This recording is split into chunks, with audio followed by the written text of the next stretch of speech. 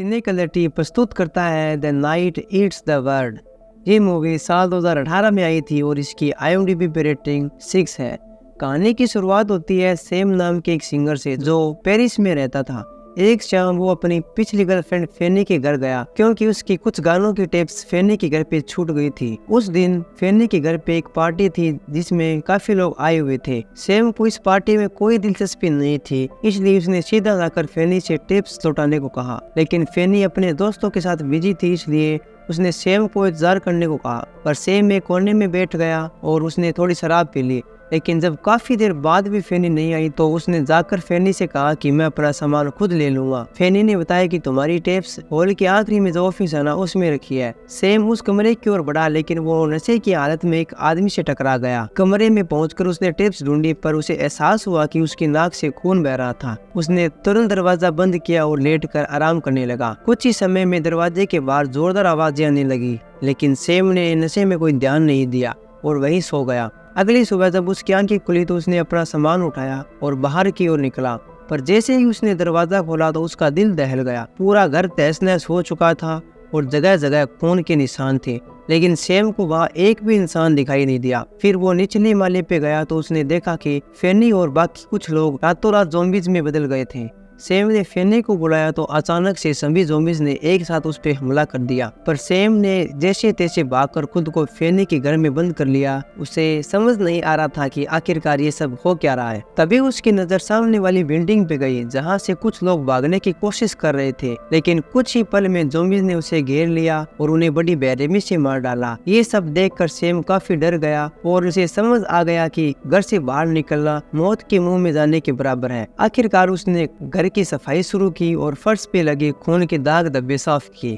तभी अचानक एक जोरदार धमाके से जमीन हिलने लगी और फर्श पर एक छेद हो गया था, जिसके अंदर उसने झांक कर देखा तो नीचे रहने वाला बूढ़ा आदमी मर चुका था। सेम जानना चाहता था कि आखिरकार ये माजरा है क्या, इसलिए वो एक पाइप के जरिए छेद को बड़ा करके नीचे पहुंचा। उसने देखा कि उस आदमी की पत्नी भी एक ज़ॉम्बीज बन चुकी थी जिसने उसे रस्सियों से बांध रखा था। खैर सेम ने घर में मौजूद सारा राशन इकट्ठा किया और सुरक्षा के लिए उस बूढ़े आदमी की बंदूक भी ली। जल्द ही उसने सभी कमरों से काम का सामान उठाया और फिर इस मोहल्ले में मौजूद सभी घरों की तलाशी लेने लगा। इसके बाद वो लिफ्ट से फेनी के घर जाने लगा, लेकिन लिफ्ट में बूढ़ा ज़ॉम्बीज पहले से मौजूद था। सेम को उसे कोई खास खतरा महसूस नहीं हुआ, इसलिए उसने उसे मारा नहीं, लेकिन दरवाजे पे अपनी बेल्ट बांध दी ताकि ज़ॉम्बीज बाहर ना निकल सके। इसके बाद हम देखते हैं कि हजारों ज़ॉम्बीज ने पूरे पेरिस पे कब्जा कर लिया था। वो हल्की सी हलचल सुनते ही हमला करने पहुंच जाते थे।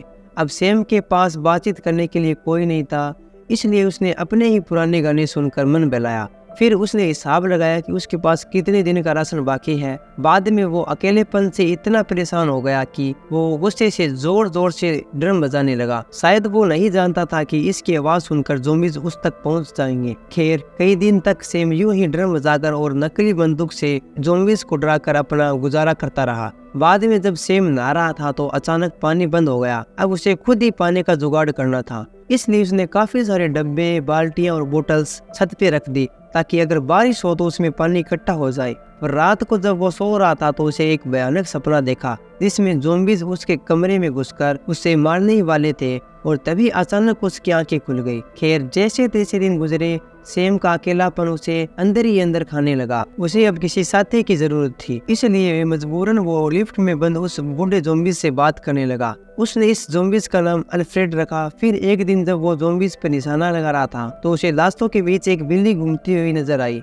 अब उसे इस बिल्ली में ही अपना साथी नजर आने लगा और वो तुरंत उसे लेने दरवाजे तक पहुंचा। उसने खाना दिखाकर बिल्ली को बुलाया, लेकिन वो दूसरे रास्ते से निकल गई। आखिरकार सेम खुद उसे पकड़ने बाहर निकला, लेकिन उसी पल काफी ज़ॉम्बीज ने एक साथ उस पे हमला बोल दिया। खुशकिस्मती से सेम ने ऐन वक्त पर बिल्डिंग में घुसकर अपनी जान बचाई। आज वो बड़ी मुश्किल से अपनी जान बचा पाया, इसलिए उसने गुस्से में आकर उस बिल्ली को गोली से उड़ा दिया। ज़ॉम्बीज से भागते हुए उसके पैर में चोट लग गई थी और अब वो काफी घबरा रहा था, क्योंकि अगर किसी ज़ॉम्बीज ने उसे काट लिया होगा तो वो भी जल्द ही ज़ॉम्बीज में बदल जाएगा। उसने सोच लिया था कि वो ज़ॉम्बीज बनकर तो नहीं जिएगा। बाद में जब उसकी आंखें खुली तो उसने देखा कि उसके शरीर पर थोड़ी बहुत खरोंचे हैं। आखिरकार उसकी सांस में सांस आई और वो पागलों की तरह हंसने लगा। फिर कुछ महीने बीते और अब सर्दियों का मौसम शुरू हो गया था। अब सेम को गर्माहट की जरूरत थी, इसलिए उसने जुगाड़ लगाकर घर में ही आग जलाई और गर्म पानी से नहाकर उसकी थोड़ी थकावट दूर हुई। इतने समय से अकेला रहकर अब सेम अपना मानसिक संतुलन खोने लगा था। उसने शराब पीना भी शुरू कर दिया और अब वो अक्सर अल्फ्रेड पर अपना गुस्सा निकालने लगा। एक दिन सेम को एहसास हुआ कि उसने काफी समय से कोई ज़ॉम्बीज़ नहीं देखा। अब उसने ड्रम बजाकर चेक करने का फैसला किया, पर कुछ ही पलों में सैकड़ों ज़ॉम्बीज़ उस पे हमला करने पहुंच गए। वो एक दूसरे पर चढ़कर उसे पकड़ना चाहते थे, पर सेम बिना खतरे की परवाह किए गुस्से में आकर लगातार ड्रम बजाते रहा। फिर रात को जब वो सो रहा था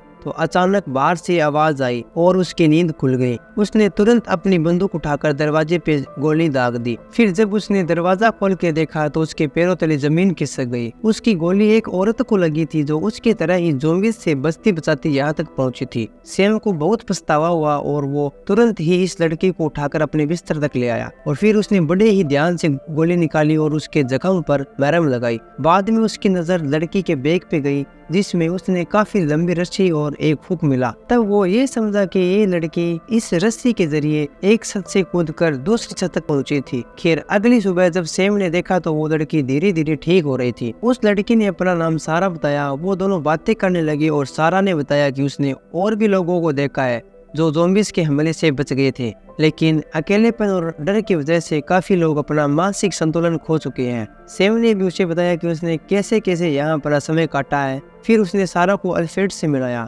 और बताया कि कैसे वो अक्सर अल्फ्रेड से बातें करके अपना मन हल्का करता है। जैसे जैसे समय बीता सैम और सारा इकट्ठा समय बिताने लगे और एक दूसरे के सुख दुख के साथी बन गए। वो अक्सर मिलकर गाना गाते और साथ में खाना खाते और फिर सैम शाम को अल्फ्रेड से मिलकर उसे अपने दिल की बातें बताया करता था। कुछ दिन बाद उसने राशन का हिसाब लगाया तो पता चला कि राशन जल्द ही खत्म होने वाला है। आखिरकार वो बिल्डिंग के सबसे निचले घर तक पहुंचा जहां कई ज़ॉम्बीज़ रहते थे। सैम ने दरवाजे में छेद किया और फिर अपनी बंदूक के जरिए सभी ज़ॉम्बीज़ को मौत के घाट उतार दिया। इसके बाद वो अंदर घुसा और उससे जो भी राशन का सामान दिखाई दिया उसे उठाकर अपने साथ घर ले आया, लेकिन घर में उसे सारा कहीं नहीं दिखाई दी और काफी देर तक ढूंढने के बाद वो छत पे पहुंचा। उसने देखा कि सारा एक कोने में उदास बैठी थी। उसका मानना था कि अगर वो यहीं पड़े रहे तो वो कभी ये बात नहीं जान पाएंगे कि क्या इस भयानक दुनिया के आगे भी कोई सुरक्षित जगह है। इसलिए उसने यहाँ से जाने का फैसला कर लिया था। सैम ने उसे रोकने की बहुत कोशिश की, लेकिन सारा अपना मन बना चुकी थी। सारा ने उसे ये भी कहा कि अगर तुम यहाँ से नहीं निकलोगे तो मारे जाओगे या फिर पागल हो जाओगे, और सैम उसकी बात अनसुनी करके गुस्से में वहाँ से चला गया।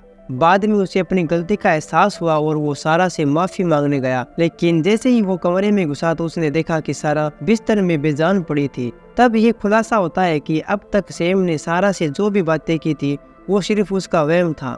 असल में वो तो उसी दिन मर गई थी जब सैम ने गलती से उसे गोली मार दी थी। ये सब देखकर सैम का दिल दहल गया और उसने हिम्मत करके सारा की लाश पर सफेद चादर बिछाई। उसके बाद जब उसने सारा का बैग खोला तो उसमें उसे कैमरा मिला जिसमें सारा के एक परिवार की तस्वीर थी। आखिरकार सैम ने सारा की सलाह मानने का फैसला किया और इस बिल्डिंग से निकलने की तैयारी करने लगा। निकलने से पहले उसने अपनी सारी की सारी टेप्स जला दी और अपनी पूरी जिंदगी को अलविदा कहा। इसके बाद उसने अल्फ्रेड को भी रिहा कर दिया और वो भागकर घर में छुप गया, जिसके बाद सैम ने उसे बाहर से बंद कर दिया। लेकिन जलती टेप्स के धुएं से बिल्डिंग का फायर अलार्म बजने लगा और उसकी आवाज सुनकर सैकड़ों ज़ॉम्बीज़ ने घर पे हमला कर दिया। वो दरवाजा तोड़कर जबरदस्ती अंदर घुस आए। सैम ने उनमें से कुछ को तो मार डाला, लेकिन वो इतने सारी ज़ॉम्बीज़ का सामना नहीं कर पाया। अब उसके पास कोई चारा नहीं था, इसलिए वो लिफ्ट की सलाखों से ऊपर चढ़ता हुआ छत तक पहुंच गया।